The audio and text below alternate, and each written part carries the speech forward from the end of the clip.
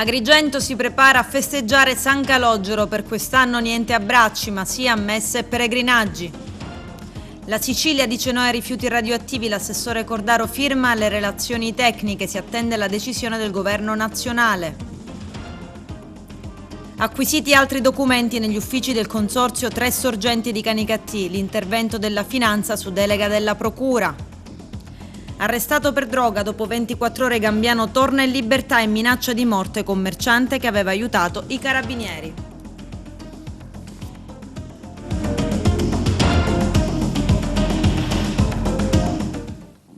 Bentrovati gentili telespettatori al nostro appuntamento con l'informazione. Ad Agrigento tradizionalmente le prime 2 domeniche di luglio sono dedicate alla festa di San Calogero. Fede e devozione quest'anno subiranno dei cambiamenti. Il servizio di apertura del nostro direttore Arturo Cantella. Novità in merito alla festa di San Calogero sono state illustrate stamani da Don Giuseppe Veneziano, rettore del santuario, e da Don Nino Gulli. Una festa ridimensionata nello svolgimento per via della pandemia, per evitare la diffusione del virus. Si è individuato un percorso comune condiviso dalla Rettoria, dall'Associazione dei Portatori di San Calogero, dalla Confraternita. Le celebrazioni previste la domenica mattina si svolgeranno davanti Piazza Stazione, in uno spazio antistante dove sarà allestito uno spazio celebrativo con l'altare e le sedie e collocata la statua di San Calogero, quindi la Santa Messa. Allora, la celebrazione durante la settimana, togliamo le domeniche per ora, saranno 2 ogni giorno, una alle 9 e un'altra alle 19, no? Alle 9 celebrerò io abitualmente, mentre alle 19 celebrerà un sacerdote della Forenia di Agrigento che potrà portare con sé massimo 10 persone, che avranno un pass per dare possibilità. I posti durante le celebrazioni all'interno del santuario sono 71 al massimo, quindi sarà contingentata anche la partecipazione. L'ingresso sarà sempre da Viale della Vittoria, sia prima delle 9, dalle 8:15 sarà aperto il passaggio. Poi cominceranno dopo la messa alle 9 alle 10:30 fino a mezzogiorno nei giorni feriali questa possibilità di entrare in santuario e uscire, poi defluire dal portone centrale. Il portone centrale non sarà di ingresso, ma sarà uscita stavolta, no? Per chi entra in santuario dovrà avere la mascherina. Bene, ecco, e dovrà igienizzarsi le mani, questo lo farà all'ingresso, no? Ci saranno i volontari che daranno questa possibilità di igienizzare anche le mani. Questo per quanto riguarda i 2 sabati invece sono più impegnativi, perché i 2 sabati non ci sarà la messa pomeridiana nei 2 sabati, ma daremo possibilità ancora fino alle 8 continuativamente, dalla mattina alle 10:30 fino alle ore 20, la possibilità di entrare in santuario e di fare la preghiera. Ad animare questi momenti, diciamo così, di pellegrinaggio è stata incaricata la Confraternita, che penserà bene all'animazione della preghiera, del canto e quindi anche all'accoglienza poi quando saremo fuori. Fuori in Piazza Stazione ci saranno almeno 4 postazioni di ingresso per quanto riguarda l'ingresso per le celebrazioni. Dopodiché anche i volontari, cioè quelli della Confraternita, inviteranno persone a uscire, a defluire, e la zona sarà delimitata soltanto per le celebrazioni. Fuori delle celebrazioni quella zona resta libera completamente, no? Chiusa, perché nessuno potrà sedersi, utilizzare quelle sedie. L'ultima domenica, la seconda domenica, giorno 11, avremo una celebrazione come abbiamo fatto la prima domenica, però dentro al santuario, sempre allo stesso orario, di 7 e 9, no? Alle 7 e alle 9, l'ultima messa delle 20:30, come abbiamo fatto ora la prima domenica, non ci sarà. Sarà una possibilità con un 9 e 19 alle 9 e 19 o 7 e 9? 7, 9 la seconda domenica e basta. Qui. Mentre le altre messe le persone possono partecipare in Basilica alle 11, alle 18 e alle 19:30 per la seconda domenica. Chiaramente qual è la novità che deve essere condivisa da tutti? Che quella liturgia tradizionale di avvicinarsi al santo, toccare il santo, asciugare il santo non è possibile, le norme ci chiedono di attenerci a una serie di indicazioni, per cui ci saranno delle transenne, delle limitazioni. La cosa fondamentale: saremo all'aperto dal 28 di giugno non c'è più l'obbligo della mascherina all'aperto, però le norme precisano e raccomandano che in caso in cui non si possa mantenere il distanziamento o nell'ipotesi di maggiore affluenza va usata la mascherina. Noi raccomandiamo l'uso della mascherina anche perché sappiamo che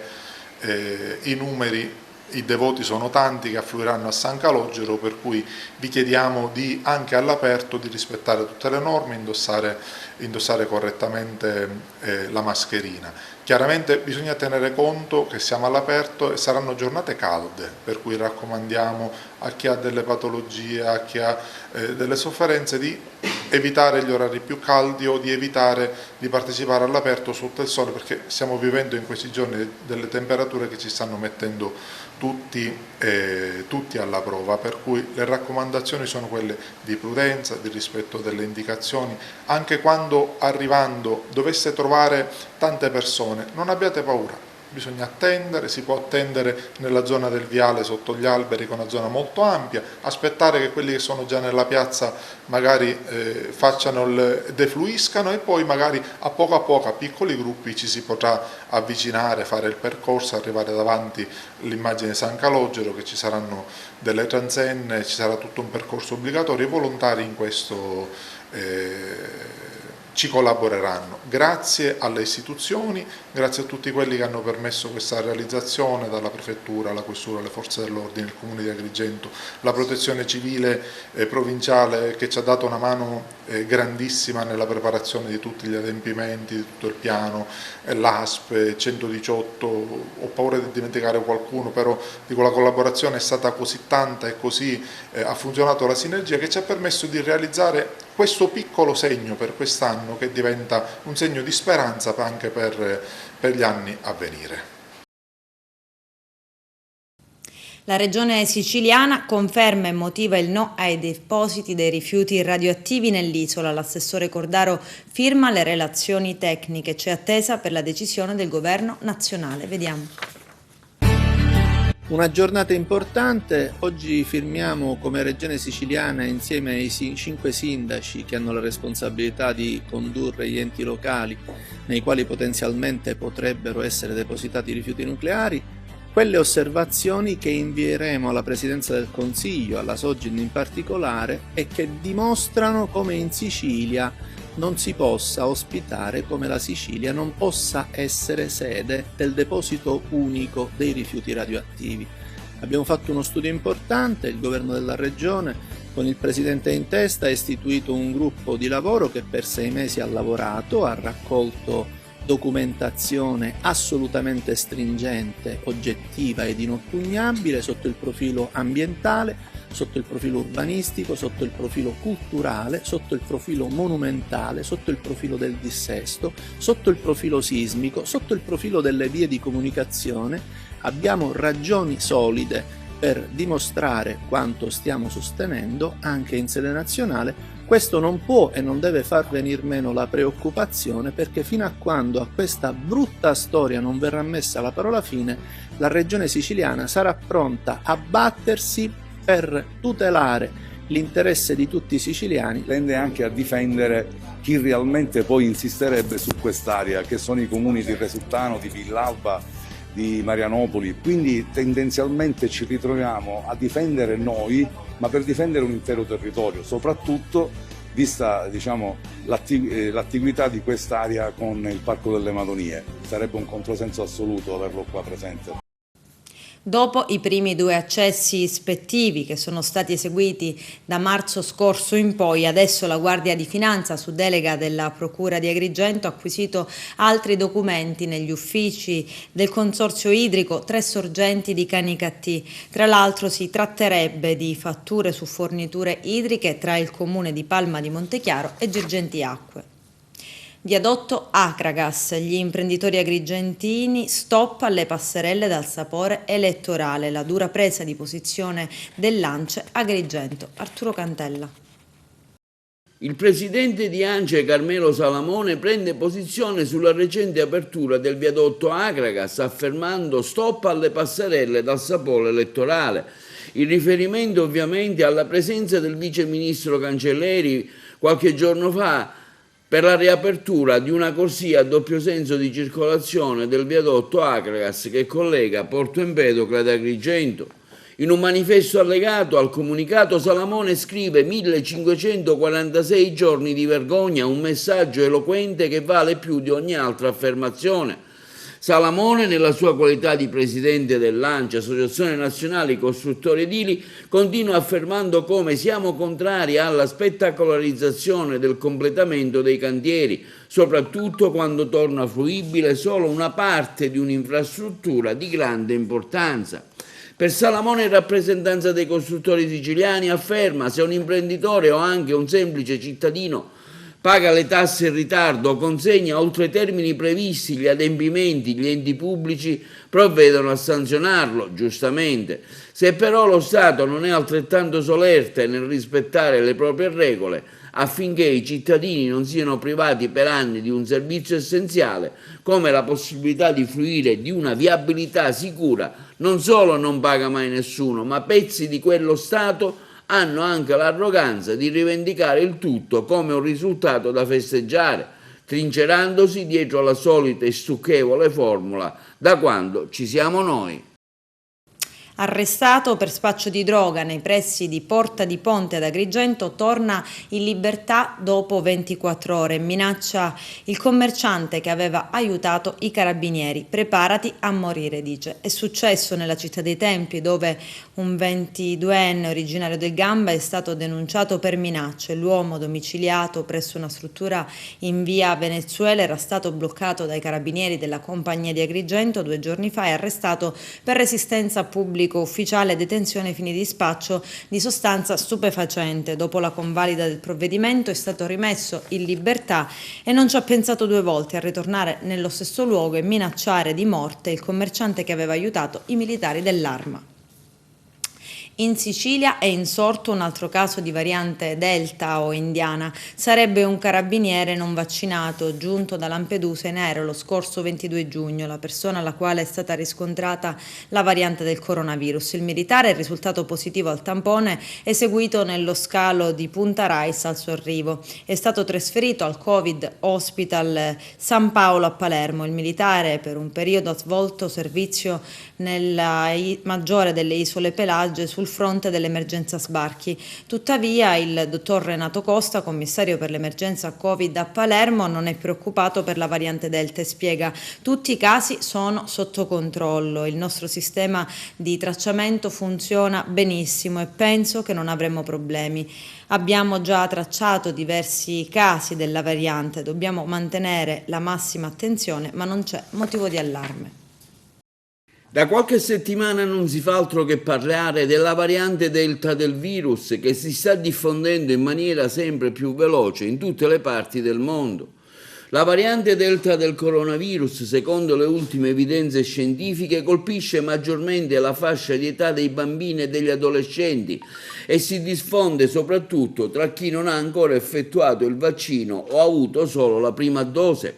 A parlare dei rischi effettivi della mutazione indiana del virus è la direzione generale dell'AIFA, Agenzia Italiana del Farmaco, nella persona del suo direttore Giorgio Palù, componente del Comitato Tecnico e Scientifico del CDA.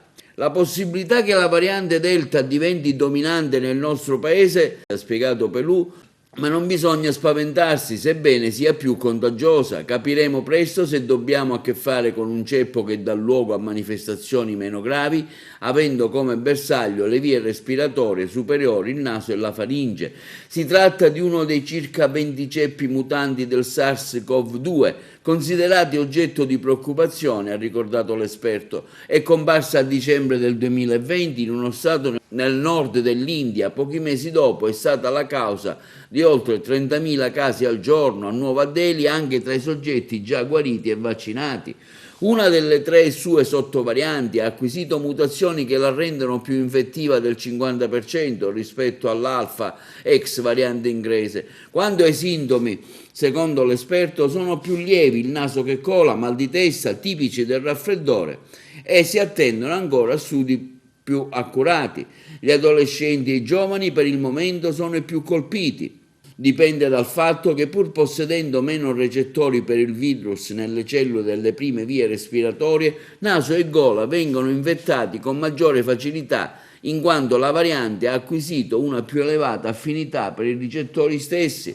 Tuttavia, per il dirigente dell'AIFA non bisogna preoccuparsi. I dati dell'epidemia in Italia, il tasso di positività è intorno allo 0,3%, i ricoveri in area medica sono in calo, quelli in rianimazione sono in continua diminuzione, l'incidenza del Covid-19 è tra i 10 e i 15 casi ogni 100.000 abitanti. Ciò significa che in queste condizioni si possono tracciare facilmente i focolai, inclusi quelli della variante Delta, e limitarne l'espansione. Poi c'è l'effetto della stagione estiva. Insolazione, aria aperta, vento, il virus sottoposto a queste azioni di contrasto naturali ha una vita breve perché viene ostacolato nel propagarsi via aerosol. Il Covid blocca ancora i lavori dell'Assemblea regionale siciliana. Il capogruppo del Movimento 5 Stelle, l'agrigentino Giovanni Di Caro, è risultato positivo al test rapido. Sono scattate le procedure di sicurezza sanitarie ed è stata sospesa precauzionalmente l'attività parlamentare. La seduta d'Aula, convocata per la discussione di diversi disegni di legge e la votazione degli ultimi articoli del disegno di legge sull'edilizia, è stata rinviata a mercoledì prossimo alle ore 16. Stop fino a mercoledì 7 luglio anche alle commissioni parlamentari. I carabinieri della tenenza di Favara, dopo un'attività di indagine durata 2 settimane, grazie al supporto delle immagini della videosorveglianza, hanno individuato e denunciato il responsabile di una serie di raid vandalici che si sono verificati nella città dell'Agnello Pasquale in pochi giorni. Si tratta di un 34enne già noto alle forze dell'ordine, adesso deferito all'autorità giudiziaria per danneggiamento e porto abusivo di oggetti atti ad offendere. Diversi gli episodi di cui si sarebbe reso protagonista dal 16 giugno in poi. Con una mazza avrebbe sfondato le vetrate di un esercizio commerciale a pochi passi dalla chiesa madre, per poi accanirsi contro un negozio di Corso Vittorio Emanuele. Poi si sarebbe spostato verso la zona dello stadio comunale, dove, sempre munito di mazza, ha colpito un autobus della linea Cuffaro e la vetrata di un distributore automatico di snack. L'ex sindaco di Palma di Montechiaro, Rosario Bonfanti, ha chiesto di patteggiare la pena di 1 anno e 8 mesi per la morte dell'operaio Michele Lumia, deceduto mentre stava lavorando in un terreno di proprietà dell'ex primo cittadino il 15 maggio 2019. L'altra imputata, Filippina Volpe, moglie di Bonfanti, ha chiesto invece di essere giudicata con il rito abbreviato condizionato dall'audizione di un test. Il collegio difensivo è composto dagli avvocati Francesco Scopelliti, Giuseppe Cacciatore. L'accusa è sostenuta in aula dal PM Paolo Avetro. La vicenda riguarda l'incidente mortale sul lavoro in cui perse la vita l'operaio Michele Lumia, 56 anni, originario di Palma di Montechiaro. L'uomo morì la mattina del 15 maggio 2019 insieme ad un collega. Stava operando in un terreno di proprietà dell'azienda dei coniugi Bonfanti in contrada a Val di Lupo ad Agrigento. Era stato loro richiesto di mettere in sicurezza dei vecchi scavi in prossimità di un manufatto di recente ristrutturazione. Secondo quanto ricostruito dagli inquirenti, l'ex sindaco si trovava alla guida dell'escavatore con cui spostava i detriti e, non accorgendosi che in uno scavo ci fosse proprio l'operaio, lo colpì. Inutile la corsa all'ospedale di Licata. Dopo la morte dell'operaio scattarono le indagini dei poliziotti del commissariato di Palma di Montechiaro e degli ispettori del servizio di prevenzione e sicurezza ambienti di lavoro dell'azienda sanitaria provinciale di Agrigento, al termine delle quali il PM Paolo Avetro ha avanzato la richiesta di rinvio a giudizio per omicidio colposo. Mafia, chiesti 7 anni e 4 mesi per l'ex senatore trapanese di Forza Italia Antonio D'Alì. Il processo, sin dal primo grado di giudizio, iniziato nel 2011, si svolge con il rito abbreviato che consente la riduzione di 1/3 della pena. I dettagli nel servizio. Si avvia nuovamente a conclusione uno dei processi più lunghi e travagliati che coinvolgono personaggi politici della provincia di Trapani. Si tratta del processo in corte d'appello che vede imputato l'ex senatore trapanese di Forza Italia Antonio D'Alì con l'accusa di concorso esterno in associazione mafiosa. Il processo si tiene con il rito abbreviato, un paradosso dato che va avanti dal lontano 2011. Il procuratore generale ha chiesto per D'Alì 7 anni e 4 mesi di reclusione.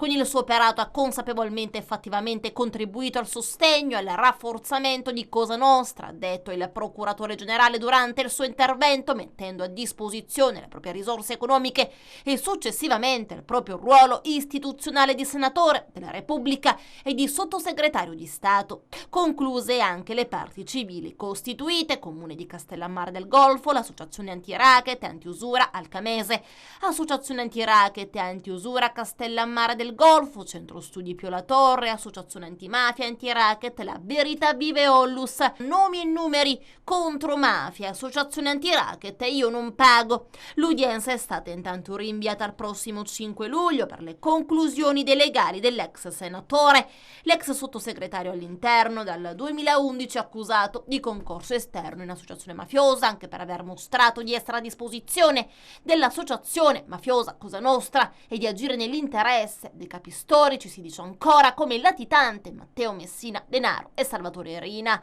Il politico trapanese viene comunque da un successo, infatti 2 settimane fa la Corte di Cassazione ha confermato l'annullamento dell'obbligo di dimora nei suoi confronti. Il provvedimento riguarda la misura di prevenzione chiesta e ottenuta dalla DDA di Palermo mentre da lì era in corso per la poltrona di sindaco a Trapani. La misura fu poi annullata dalla Corte d'Appello. In seguito all'annullamento, la Procura Generale di Palermo aveva presentato ricorso chiedendo che il politico originario di Trapani fosse nuovamente dichiarato socialmente pericoloso. I giudici Armellini però hanno dichiarato inammissibile il ricorso e intanto facciamo un passo indietro. Era l'agosto del 2019 quando l'ex senatore veniva per l'appunto dichiarato pericoloso socialmente, per questo dovette osservare l'obbligo di dimora a Trapani. Il provvedimento fu preso dal Tribunale Misure di Prevenzione di Trapani, presieduto dal giudice Daniela Troia. Per lui la DDA di Palermo aveva chiesto l'applicazione dell'obbligo di dimora per ben 5 anni. La richiesta di riconoscimento della pericolosità sociale invece risalirebbe al maggio 2017, mentre da lì per l'appunto era candidato a sindaco di Trapani.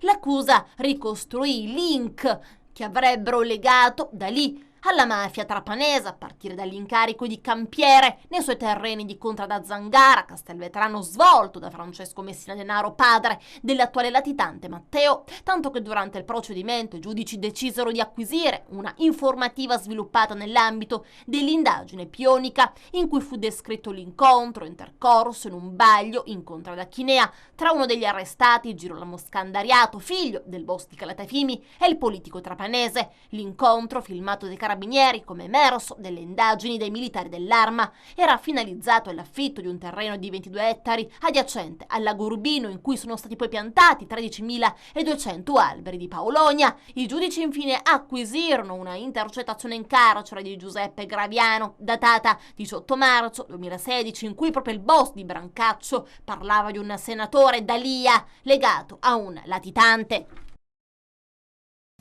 Anche a Messina si è tenuto lo sciopero nazionale contro l'applicazione dell'articolo 177 del Codice degli Appalti. Vediamo. Su questo punto noi avevamo aperto la procedura per lo sciopero, il raffreddamento, non è successo nulla e quindi oggi siamo sotto la prefettura, come siamo in tutte le prefetture d'Italia, per rilanciare questa richiesta del sindacato, abolire l'articolo 177 appunto del Codice degli Appalti. Si tratta intanto di buonsenso, perché non è possibile privatizzare tutto, che significa poi precarizzare e significa poi rendere il lavoro sempre più instabile e soprattutto senza diritti. Ecco, da questo punto di vista rappresenta un punto di non ritorno, perché poi coinvolge importanti settori essenziali, gas, acqua, energia, igiene ambientale, quindi parliamo della vita quotidiana delle persone e della vita dei cittadini. Ecco perché quindi noi non ci fermeremo e da questo punto di vista abbiamo già annunciato altre iniziative. Non siamo completamente d'accordo, perché oltre che creare problemi a livello occupazionale, perché comporterebbe affidare lavori a ditte terze e quindi di fatto dare spazio a dumping contrattuale a livelli retributivi più bassi, in realtà poi questo incide anche nel rapporto delle aziende che offrono servizi essenziali In tutta Italia sono a rischio 150.000 posti di lavoro, tantissimi di questi posti di lavoro fanno parte anche del territorio di Messina, dove le aziende concessionarie dei servizi essenziali, quali possono essere quelle di carattere nazionale come l'Italgas, ma anche l'AMAM stessa e Messina Ambiente, sono tutte società che rischiano di avere problemi da questo punto di vista. La società che viene danneggiata sostanzialmente resterebbe soltanto con un 20% delle attività che potrà gestire e non è detto e non è escluso che possa rinunciare anche a questo 20%. Il risultato poi lo paga e si paga sulla pelle dei lavoratori. Sono società che nel momento in cui non hanno più ricavi, non hanno più cosa gestire, è chiaro che cederanno all'esterno i lavoratori e nella migliore delle ipotesi qualcuno potrà essere assunto da imprese dove non esistono garanzie e non esistono tutele al pari di una dignità di lavoro che invece viene rappresentata da queste grandi aziende di distribuzione quali sono l'Italgas, quale l'Enel, quali sono aziende di distribuzione dell'acqua che invece ormai gravitano nella distribuzione dei servizi energetici e godono anche di ottima salute. La sfida più grande è stata proprio questa, cioè quando ci hanno contattato, ci hanno portato questa opportunità.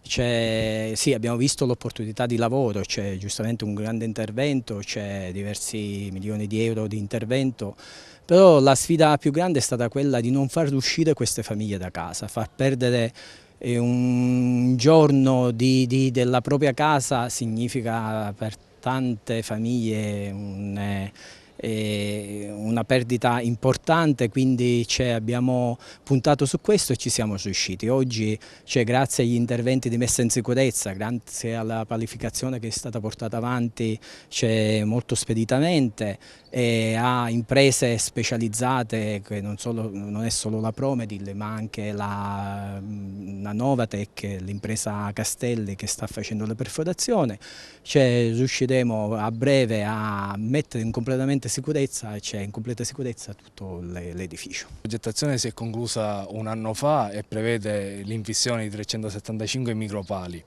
e il continuo monitoraggio in continuo del palazzo. Dal punto di vista ingegneristico la problematica è importante, soprattutto quello fondale, perché il calcestruzzo è stato oggetto di un attacco solfatico e quindi si è disgregato, con l'azzeramento in toto della portanza del terreno, anche perché il terreno di sedime delle fondazioni consiste nel fango di salina, quindi attualmente il palazzo galleggia su questo fango. L'ecobonus poi diciamo che applicato totalmente pur nella sua complessità trovo che sia il massimo veramente di riqualificazione dell'immobile. L'immobile visto come un organismo poi viene rivisitato, studiato nella sua totalità sia da un punto di vista di materiali che da un punto di vista di impianti e viene rimodulato in tutto il comfort interno e esterno e di scambio con l'ambiente. Sisma bonus che comunque permette di riqualificare tutto il patrimonio storico anche e di riqualificare l'esistente. Abbiamo tutto l'interesse a sostenere l'investimento che di fatto fa lo Stato, anche se a nome di privati, che è estremamente vantaggioso per i privati, di fatto non gli costa nulla e ti ristrutturano buona parte della casa. E poi è importante dal punto di vista dello sviluppo socio-economico, l'edilizia, le professioni, i materiali, l'ambiente dal punto di vista ambientale perché c'è la mitigazione dell'effetto anche climatico, meno inquinamento e mi permetterei di dire serve anche per rivitalizzare i centri storici. Oggi gran parte delle proprietà nei centri storici sono frammentate fra decine di eredi, magari qualcuno tra loro neanche si scrivono e si parlano. Ecco, credo invece la convergenza di un interesse, di un investimento che puoi avere a costo zero per la riqualificazione di un bene che per te era solo un onere, oggi può diventare invece un'occasione e può essere anche un ritorno. Il sindaco di Agrigento, Franco Miccichè, ha emesso un regolamento per le attività commerciali in occasione della Movida estiva. Da oggi fino al 12 settembre i pubblici esercizi di somministrazione alimenti e bevande dovranno chiudere entro le ore 2. A San Leone, nelle zone balneari, invece, l'orario di chiusura imposto è alle ore 2 dal lunedì a giovedì e alle ore 3 venerdì, sabato, festivi e prefestivi.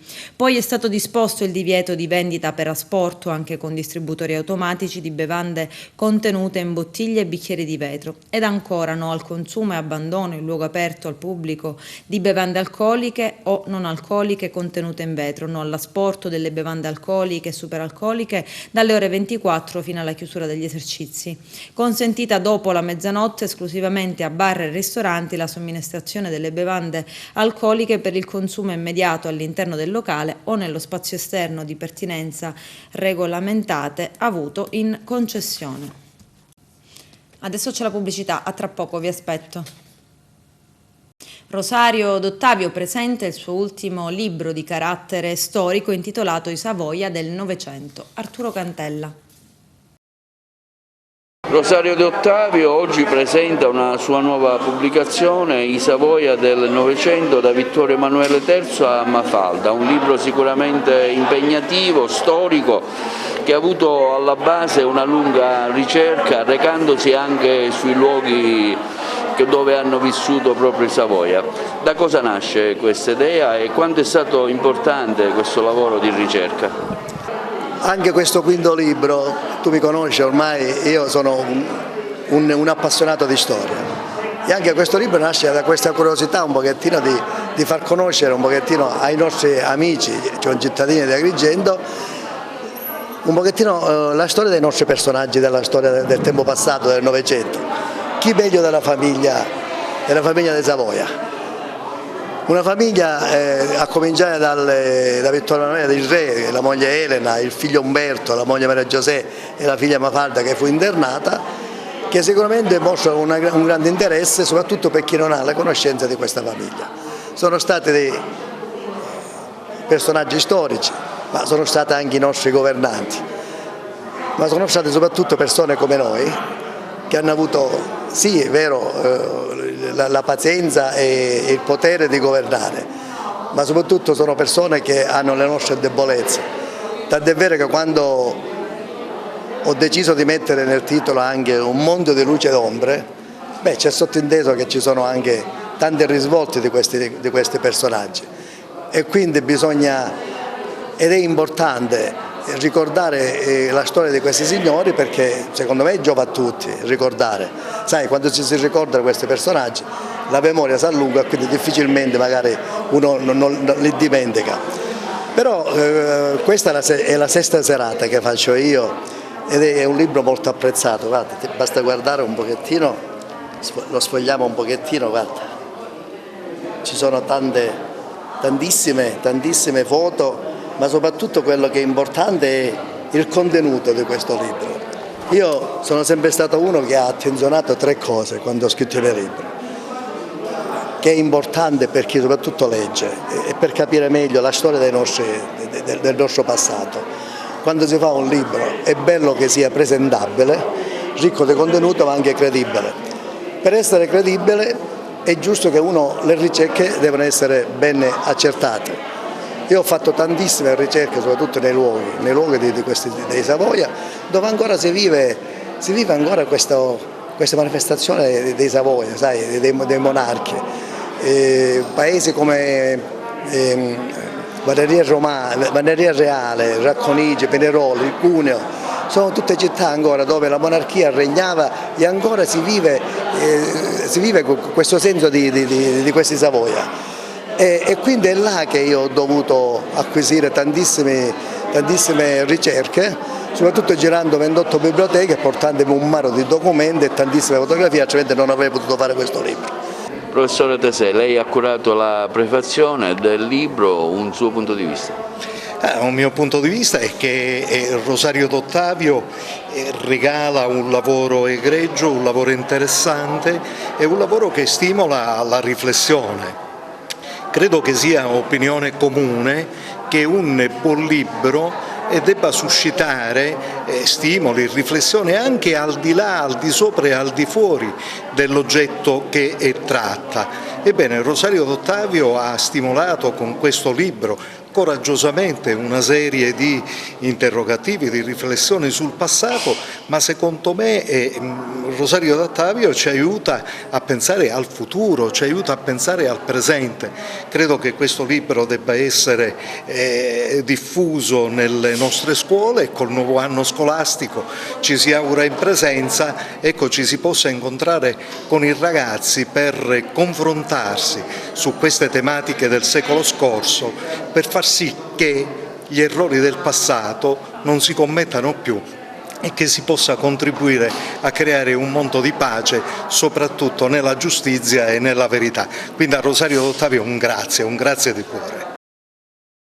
La caretta Caretta torna a nidificare sulle coste agrigentine. Ha avvistato il primo nido a Porto Empedocle presso lo stabilimento Latino Beach, il primo nido segnalato dai volontari del WWF con la campagna Progetto Tartarughe 2021. I volontari, coordinati dal presidente Mazzotta, esprimono soddisfazione in attesa di avvistare altre deposizioni nelle nostre coste.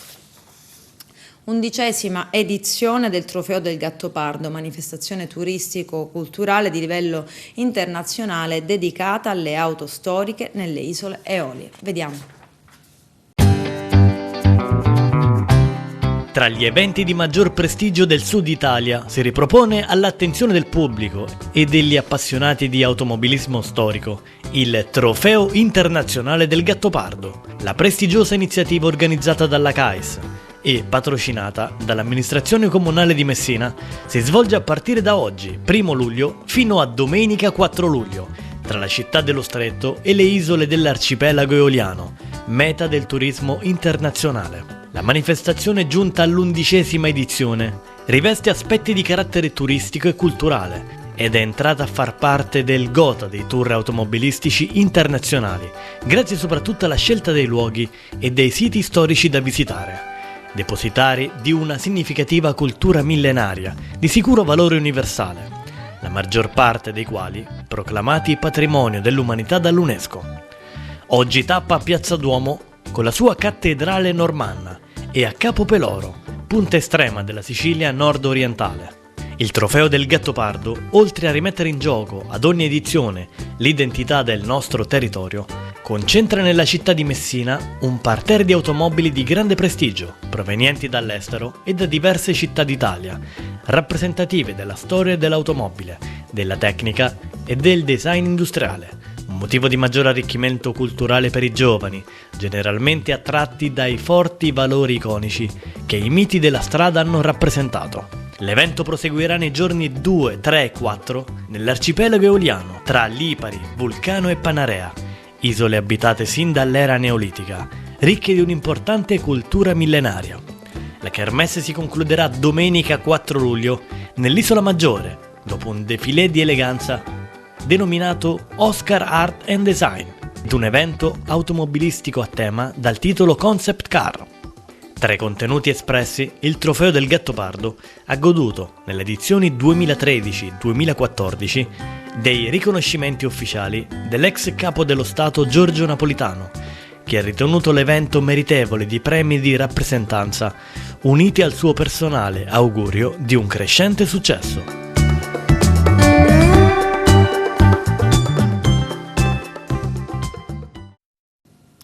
Con questo è tutto, termina qui l'edizione del telegiornale. Grazie per la gentile attenzione e per essere stati con noi. A presto.